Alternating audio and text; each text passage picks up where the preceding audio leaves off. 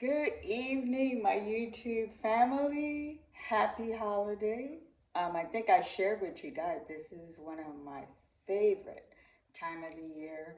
Um, I'm just in a delightful mood at all times. I love the holiday. My roast is cooked and the table's set. And before attending Christmas Eve service, I said, let me come and make this video. Um, the legal paperwork came today. All participants received their paperwork, and I'm not gonna lie, I'm elated. This is one of the greatest gifts um, I wasn't anticipating. Um, Before I continue, I'm going to say thank you for all of you who gave me birthday wishes.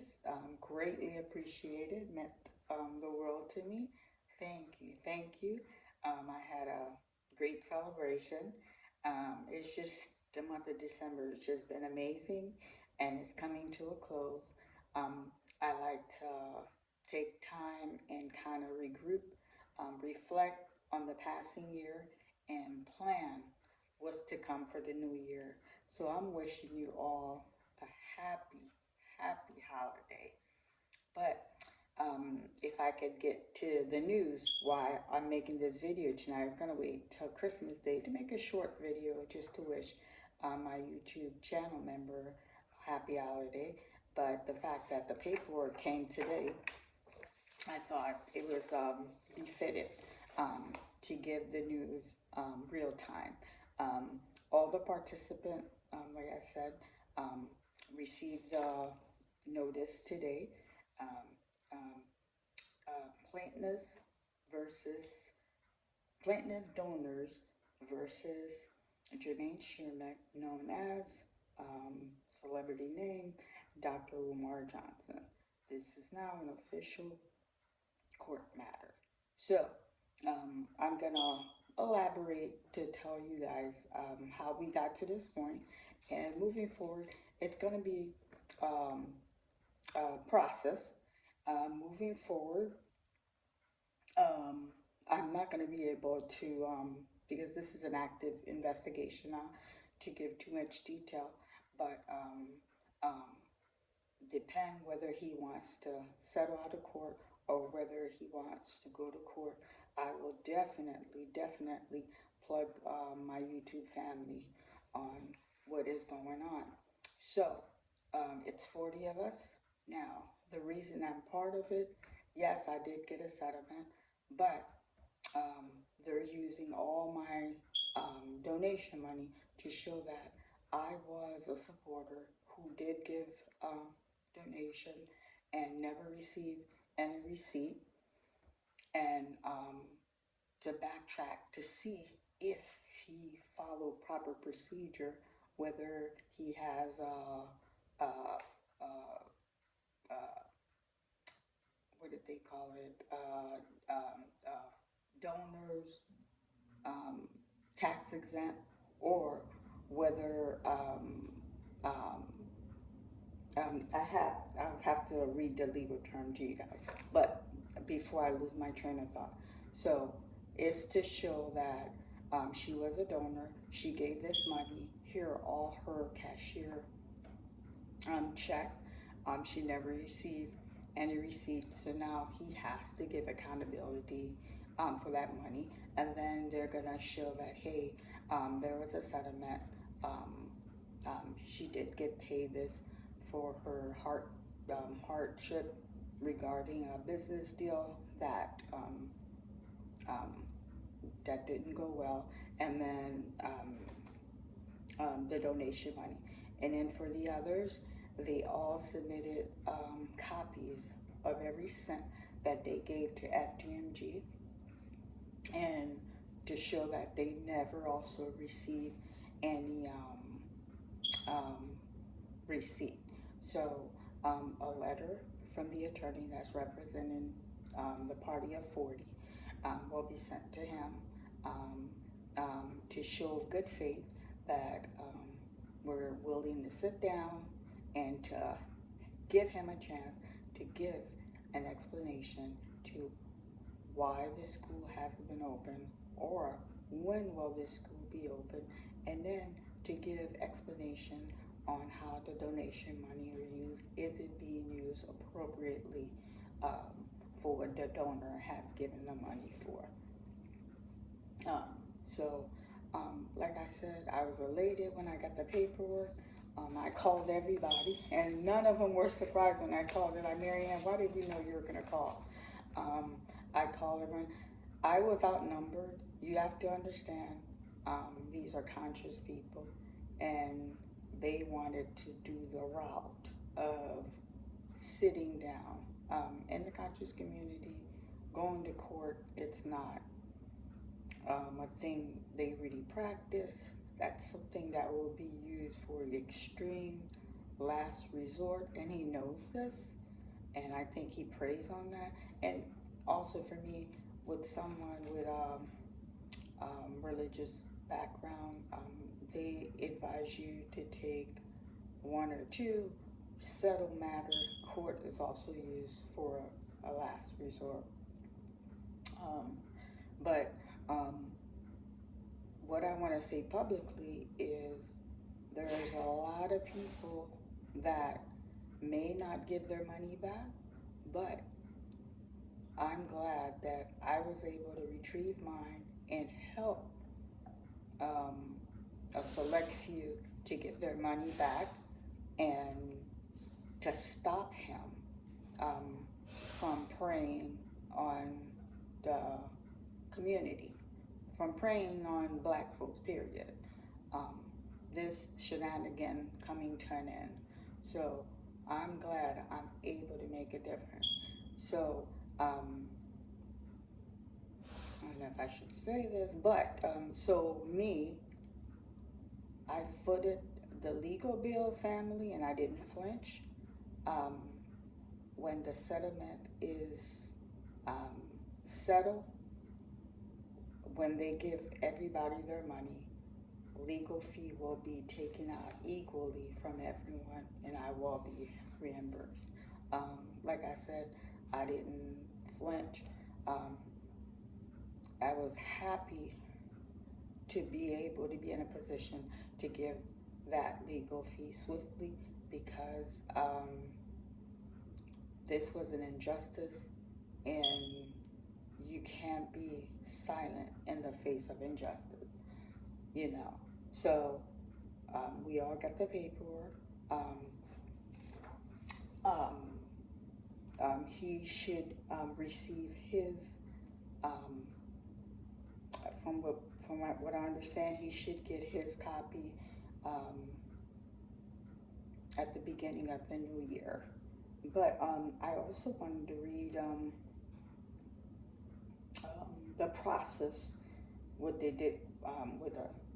Okay, so when they started with us, they held meeting with all of us, and the step was like to start collecting evidence, which means that we were all supposed to retrieve, like get every single proof of money that went, and then their legal team, they obtained a lot of videos of him saying the school's going to be open, but the school has never been open. That's also an evidence to see why he's saying the school hasn't been open. So they sent this to us. Let me read it on for you guys. I'm sorry, I should have been a little bit more prepared. Our job is to solve this case. You all have submitted the proper document of what happened, what each party contributed to the known school FDMG, putting the information in the hands of people who can investigate and who can bring appropriate prosecution. It is advice to not reach out to the, we're not allowed to reach out to Umar. Um, um, Once we receive our letter, none of us are to be in communication with him. This is an active investigation, and I think in the mediation process, um, I don't know if they'll break us up in group or if it'll be all of us. Um, he will have a due process where he will give it a chance to explain what is the process, why hasn't this school come to fruition, how is the donors' money being used. In other words, they're gonna invest. Every state has um, a BCI team that will invest if there's fraud within that state. So they're going to do some thorough investigation to see if what he's doing is legit or if this is fraud. Um, so, yes, family, um, you know, I'm just happy I was in a position we were able to do this, to bring this thing to a closing, to bring someone who's preying on the community to an end. And then out of all the donors, there's one person we tried to include, but they kind of reject her out. This is the woman that I was stating. Um, she didn't fit the criteria, so they claim. But they said she could get an attorney, and the reason she didn't fit the criteria, they call it a romantic encounter. She did give him access to her bank account, where I shared in the last video where he took that $6,000. Um, so they reject her. Um, my heart really hurt for her. When I shared with you guys that I went to therapy, her story and the young lady who was in the movie, which I abandoned um, as a woman, as a mother, as an aunt that have nieces. It wore really heavy on me because, um, like I told you guys, he's the one who connected me with this woman because we were collecting testimony for him. And then when this woman shared this heart-wrenching story with me, she's like, in her mind, she believed, she was in a romantic relationship with this man. But just because a man is sleeping with you does not mean this person is committed to you. Um, and when he took everything she had, that's all she told me. It took her 8 years, 8 years, which I'm like, wow, 8 years to save 6,000. Well, for her, that's the time frame she needed. 8 years to save $6,000. This is supposed to be her backup money. She has 4 children. She's a single mother.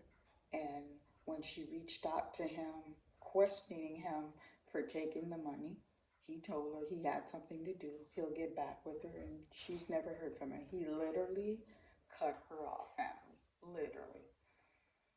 So when she told me this story was disturbing, and I gave her counseling. I said, when you're dating a man, one should use reservation. I didn't think it was wise. She gave him that much access, but I'm not judging. I'm not judging. My heart went out to her. You can tell she's a good mother. And then before I had issue with him, it troubled my soul so much. I reached out to him. I said, hey, this isn't right. And when I brought the situation to his attention, all he could do is degrade the woman. Oh, you just don't know how many women are in line to be my wife. She's just mad because I didn't choose her. I said, well, we're not focusing on that.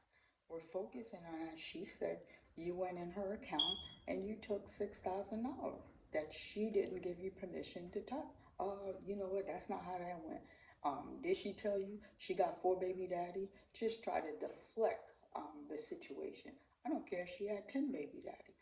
The point is, she was adamant she did not give you permission to go in her account and withdraw that money, and you did. And I felt at that time I could have done a little bit more, but I'm not going to sit here and lie. I just saw him like some kind of black figure, leader, and I kind of fell back. He's like, you mingling what you don't need to be mingling. She's not what you think she is. No, he's not what we think he is. And then the young lady from my movie, um, I told you guys that he put her out and I left her and I really troubled my soul, but I never really went into details. I'm going to publicly tell the entire story. So the casting agent called me. It was a midday. I was at the studio and she's like, Marianne, can I schedule an appointment? I would like to talk to you. I said, oh, perfect. I'm at the studio now. Do you want to drop by? Because she's like, she didn't want to have this conversation over the phone. She's like, yeah, okay. 20 minutes away. Would that work? I said, that's fine. I'm going to be here for another 2 or 3 hours. And she did arrive at the studio. Ooh, my fire alarm is tripping. She did arrive at the studio, um, and then I said, "What is it?" Like, I wasn't alarmed, but I wanted to know what is she wanted to talk in person that she couldn't say over the phone. And then she was like, "Well, um, I know you as an individual. Um, when I'm hearing this story, it didn't sit well with me, and it doesn't sound like your character. Why did you abandon the young lady?" And I said, well, you know what? You talking about the girl that went to the room with Umar. I said, nobody abandoned her. When she called, I told her I didn't have room in the car, and I didn't. I had camera equipment, I had food, because as a producer, I provide craft. Like, you feed everybody from the actors and people that are on set. I said, I really couldn't pick her up. And she goes, Marianne, she was there till 7 a.m. in the morning. My heart dropped. I said, no, I think you're mistaken. She called me at 5 a.m. And she said, Marianne, she was there, stranded, not until 7 a.m. Someone was able to pick her up. And I couldn't understand. What she was giving me, I was dumbfounded. I was just like, my heart just dropped. When the actors, they have a portfolio that they give you with a headshot, a professional headshot, with name, address, email, phone number, um, their height, their weight, shoe size, even if they have a distinguished mark or a tattoo, everything, so we can see if that person will fit the character that we need. I didn't call her. I didn't text her. I didn't email. I did get in my car. I didn't even finish what I had to do at the studio. After I finished talking to her, I said, I'm going to touch base with her and I will follow up with you. I went straight to the young woman's house. Um, she does waitress job, from memory serve me right. She lived with her grandmother. I knew that much. And when I rang the doorbell, I think I did 3 or 2 step back on the porch because I didn't know how it was going to be received. And luckily, she opened the door and she's like, Miss Marianne, what is it? She wasn't rude, but it wasn't a warm reception. And I said, I'm so sorry. Can I talk to you? And then I did get emotional. And she's like, Miss Marianne, what you crying for? What's wrong? I said, I just need to talk to you. Can I please talk to you? I'm so sorry. And then I remember she's asking me, what you sorry about? And then she got, well, my grandmother, she don't like, unexpected guests. So we sat on the porch. There was some plan. You could tell the grandmother was into plan. We sat on the porch. I said, tell me what happened. From what I'm being told, you were stranded from 7 a.m. So yes, Miss Marianne. Um, he asked me to come. He wanted to go over the scene. He said, um, come on. I don't know if she was telling me the truth or in other words, she said he asked her to come. He wanted to go over some scene, but there was some flirting on both parts. So she was a willing participant. She went to the room. So she said when she got to the room, everything was cool. And then she said, I don't have to get into detail. She was very detailed with me, but I don't have to get into detail. You guys understand what took place. And then she said, after that, he said, you need to leave. And then she told me, she's like, I told him, I said, when you asked me to come, my cousin said, there's not enough gas for me to drop you and come pick you up, or you're going to have a ride back. And I told them when I was on the phone with you, you told me, come on, we'll figure it out. And she's like, I don't have a ride back. I can't leave. And she said he was insisting, you can't stay here. I'm a leader. They can't pick me up in the morning, and I'm coming out of my hotel room with a woman. You have to leave. And she's like, called her cousin, and then she's like, I'm still in the room. I could tell he's agitated. When she called her cousin, the cousin said, I told you I didn't have enough gas to come pick you up. Have him call you an Uber or have him figure out how you're getting back here.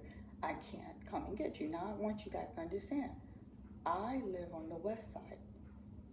She lived on the east side. Most of my cast and actors were east siders. So I lived on the west side. The guy who I chose to drive Umar around, he was a west sider. So I selected a hotel on the west side of town. The producer on the west side, the person chauffeuring him is also on the west side of town. So that's a 45-minute give and take traffic, 45-minute west to east. So this girl told her there's no gas money to come pick her up. So she told me it got escalated, the tension between her and Umar. And then she's like, Miss Marianne, when he was telling me I gotta go, I was like, yo, he's tripping. And then she, she got some gum. She go, I'm not leaving, I'm staying, and I'm gonna leave with you in the morning because we're going at the same place. I'm part of the scene. She told me she literally had a struggle with him. He picked her up, opened his hotel room, and put her out. She fought. She's like, I fought, but I couldn't overpower him. He overpowered me. He put me out. So when he put her out and locked the door, this girl, she told me she started banging on the door, kicking the door, using profanity. And I guess she said she didn't know if it's the room to the right, room to the left, but apparently they called the front desk, and front desk came, and they're like, what is the problem? She's like, I'm staying here, he put me out. They're like, are you a registered guest to the room? She goes, no, it's his room, but he invited me over here. I don't have a way home. I need to get back in the room. They're like, it's his room. If he doesn't want you in there, he has a right to ask you to leave. So now you're disturbing other guests, so we're asking you to please leave. And if you don't leave, we're going to call the authorities and have you removed from the premises. And then when she realized these people were tripping, she told me she went to sit in the lobby. But because she caused so much of a commotion, they're like, no, we don't even want you in the lobby. We want you off the premises. And then she said when they put her out, it was 4 o'clock when Umar put her out in the room. So she's calling, she called her the dude she talked to. She called a certain amount of people, but there was no one who was able to come through. So she told me by 5 o'clock, she kind of ran out of people to call. So she called me to ask me to come get her. And I told you guys, I was under a lot of stress. That doesn't excuse what I did, but I kind of was angry with her because when she told me she was in Umar's room, I'm like, who told you to go in that man's room? And first of all, I want everybody to maintain a professional decorum. I just, I thought that was reckless on her part, going to this man's room. He's here for 3 days. I'm trying to get this movie done. I didn't want any issues, family, because I'm juggling so much. So I left her, and I said, well, after you left me, why didn't you call again? Like I don't understand seven. So she said when she called her cousin, she started crying. She goes, Miss Marianne said no, she's not picking me up. Miss Marianne hung up the phone on me.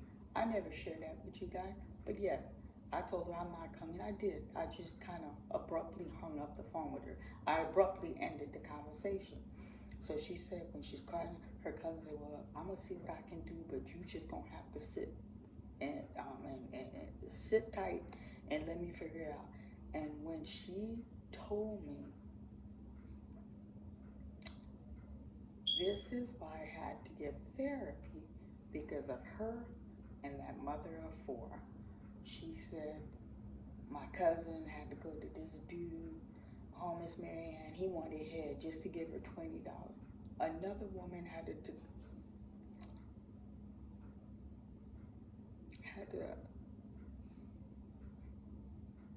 put herself in a vulnerable position to get $20 to put gas in the car to pick her up.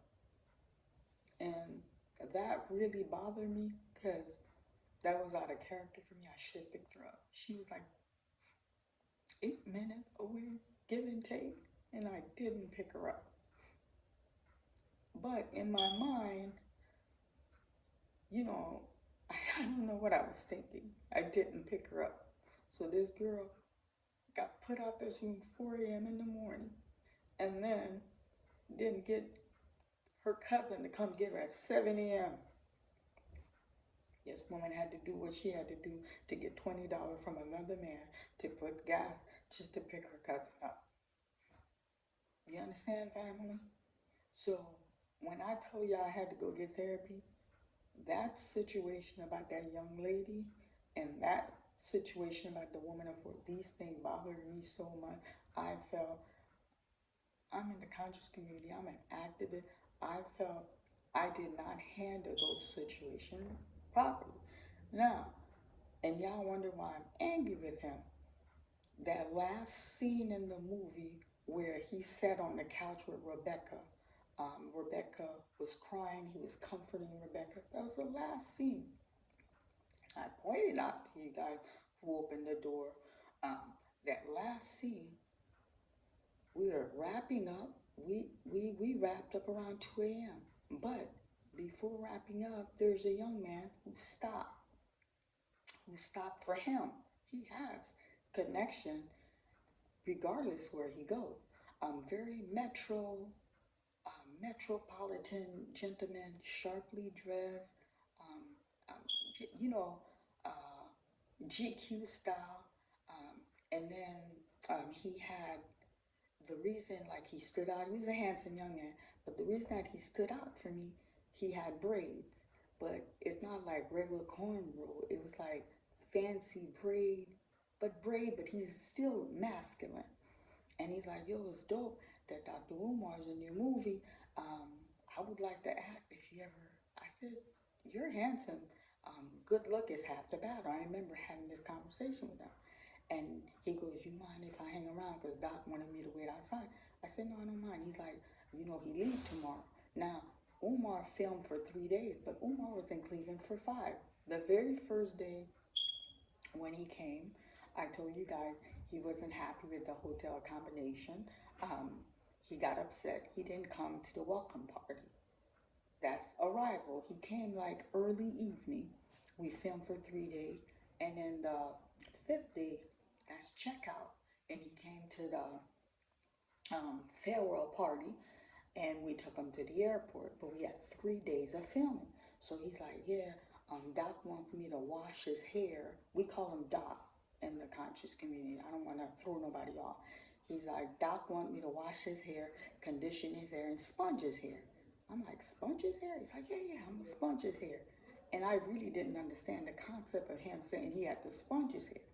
And then he had his little, um, like, um, like a carry bag, and he opened the carry bag and he pulled out a little little bag, and he showed me it's not like the sponge you do dishes, but it's a sponge. It's actually a sponge. And he's like, yeah, after I wash his hair, I condition it. I do a motion. I mean, he explained it. And he said, yeah, it's going to look real nice. He's flying out. He wants to look fresh because when he arrived, he got something to do. He wants to look fresh. He's going straight from the airport. I said, oh, okay. Now, family, listen to me. Just listen. I want all of y'all to listen and then take this and ponder on it. When we finished at 2 o'clock, the driver drove him at the hotel with the young man. That was our third day of filming. Nobody made anything notice. He's getting his hair washed and spun. The next morning, the driver picked him up. So the next morning, this is wrap. We have like a nice little brunch. Checkout time for him was at 9 a.m. They pick him up for a hotel. We have like the closing, and then I think his flight was like 2 in the afternoon. 2 to 3. Don't get me lying. I can't. It's been 3 years, but I know it was early afternoon. So the driver picked him up with the young man, and then again I saw the young man. No one asked any question, and it was probably best if he didn't say anything. He blurted out, "Yeah, man, he had to wash my hair. He had to wash my hair. He got late, but it was late.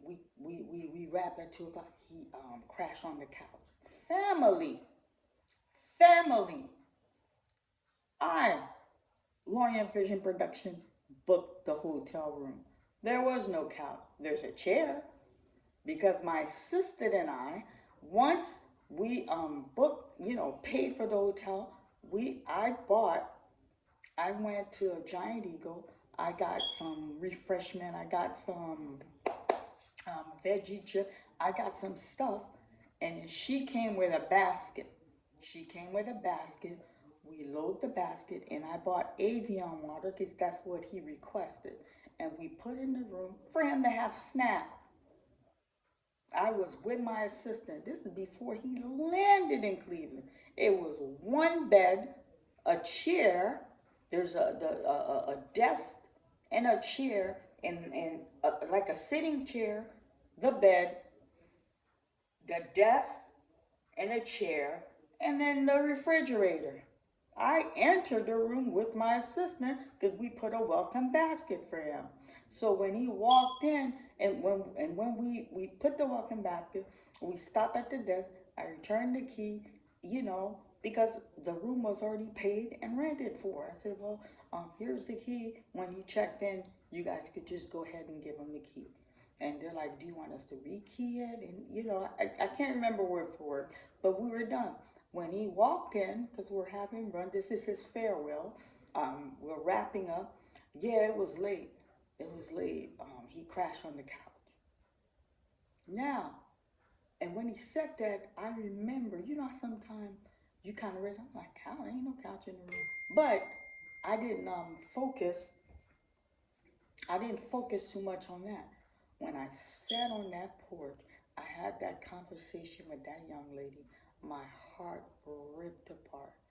He put her out because he has to protect his image. He's supposed to be this great black leader. He's going to open a school. He's going to sculpture black mind. He's going to give a black scholar. He put her out. She said, Mrs. Marianne, I fought with him because I know I couldn't get back. This girl don't have no gas or no money. He fought, like, pick her up and put her out the room. A female. She's younger than I am. She's younger than Umar, but she's of age. She's of age. You put her out. You put her out, but you let him wash your hair, sponge your hair, and stay the night? Family. This is the character of a man that we're dealing with. That's why when all of us sat and nobody kind of want to give that return of fee, I didn't flinch. I didn't flinch. Because you know why I didn't flinch? This man, I am a person that he connected with. He reached out to me. I didn't know that man from Adam. I was respectful from day one. I became a loyal donor to your cause. I was a friend. I was kind. And then we embarked on business together, and this man turned around and tried to destroy me financially. When we were in the chamber, they're explaining to me the legality of what was going on when I received paper from him, which I had to sign. I had to sign when my door. He sent those, him and his attorney. Those papers were like certified. You had to sign for those papers. When I received the paper, if he was successful in suing me, this home that I'm sitting in right now, making the video, I wouldn't have been in this home with my 3 children. That little studio, which I worked for 6 years to make it a reality, that would no longer be in existence. And then at the time that I was going through that legal issue with him, I was embarking to buy a little 4 unit, trying to build wealth for my children. 4 little unit, 4 apartment, nothing fancy, just a little 4 unit apartment. If he was successful, y'all know when people that are homeowner, you know when a lender is lending you something, these people could always go back and check. And if that fund you have in the bank is not in the bank, they could pull the rug right from under you. That unit down now would not even be a reality. And this man, I'm like, how? Someone who was not your enemy, someone who didn't pose any harm or threat to you, and you went out of your way to destroy me and not even flinch and not even lose sleep about it. And then when they realize, okay, she's not backing down, we don't have 2 legs to stand in court, they vanished. That was the end of him and his attorney. He vanished. So when that return fee came out, we're not turning back. Y'all don't have it. And then the lawyer's like, well, it's not fair. We're representing all 40 of you, and nobody. It's funny how people want their money, but nobody. I'm not bashing anybody. But it's factual. It's factual. I put that money out, but you know what? I didn't flinch because I know this man's a parasite. I know this man is evil. This man is dark. You understand? And some of you that like him, some of you that support him, take me out of the equation. That young lady, I'm telling you guys factual. He physically picked her up and put her out that room. She was out there 4 a.m. in the morning. 4 a.m. How would you feel if your daughter, your sister, your niece, or even your mom, any female that is endeared to you, somebody put them out 4 a.m. in the morning? She was strangled till 7:15 they pick her up. I got it from the horse's mouth. 7:15, her cousin came to pick her up. Family, and he's a leader, and he sits on platform, and he wants to give relationship advice. No.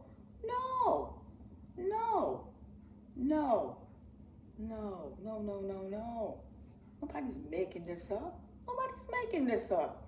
And then I kept telling you guys, notice how he can't even come out publicly and utter my name. When I came in, I made that video, I told you guys he settled with me. Someone got the video. Someone's like, what about Marianne Lawyer, the accusation that you paid her? I'm not uttering her name. I am not uttering her name. No, you cannot utter my name. But family, y'all pause for a second. This is for Umar. Umar, happy holiday. This will be your last pleasant Kwanzaa, sir. You, heartless, you came and wanted to destroy me, but you picked the wrong one.